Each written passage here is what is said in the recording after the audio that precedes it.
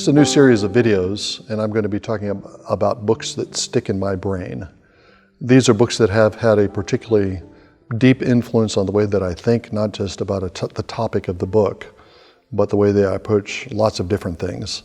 The themes that I pick up from these books are recurring in my teaching, recurring in my writing, and so these are going to be those books that have become part of my mental furniture. And in talking about these, I'm not necessarily recommending that they become part of your mental furniture, those who are watching this video. I do commend these books. These are books that I would commend particularly for theologians. Some of them are less for theologians than for pastors, but all of them I commend for various reasons.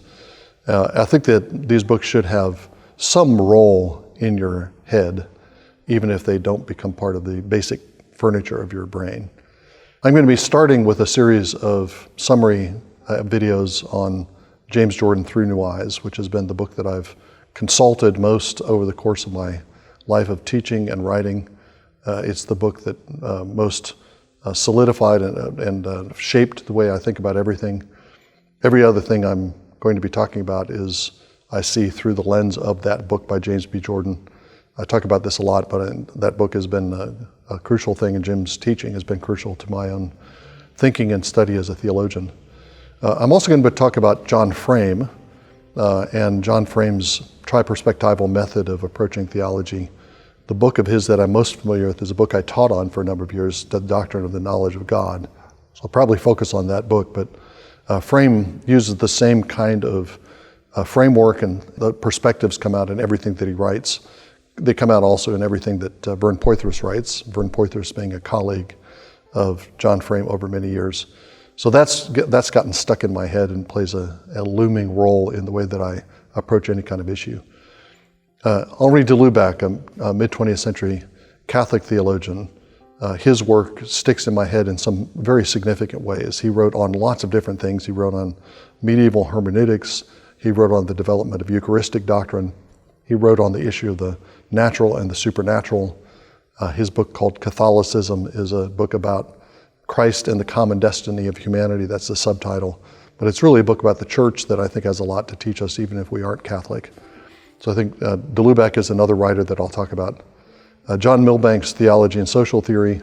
John Milbank was my doctoral supervisor, and his book Theology and Social Theory is a book that I just naturally fall into some Milbankian habits when I approach particular topics. When I'm thinking about social science, when I'm thinking about economics, when I think about politics, there's certain moves that Milbank makes that have become just habitual to me. So I want to summarize that book. And I want to talk too about Alexander Schmemann's For the Life of the World. I used to assign this book for students when I was teaching at New St. Andrews College. And for a lot of the students, it was their favorite book that we read all year. It's a beautiful meditation on the Eucharist, not just on the Eucharist, but the Eucharist as a kind of foundation for the world, for a stance in life and the view of the world, a view of God's kingdom.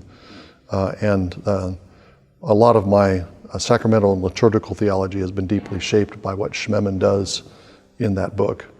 There are other writers that occupy various corners of my brain that I'll probably talk about at least in one episode or two. John Zizioulas is one. Robert Jensen has had an important influence on the way I think. Augustine has influenced me in countless ways.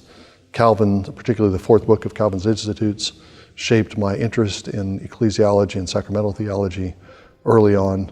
And I'll probably come up with a few others, and maybe even talk about a couple of my own books that I'm particularly proud of that stick in my brain and shape the way I approach various topics.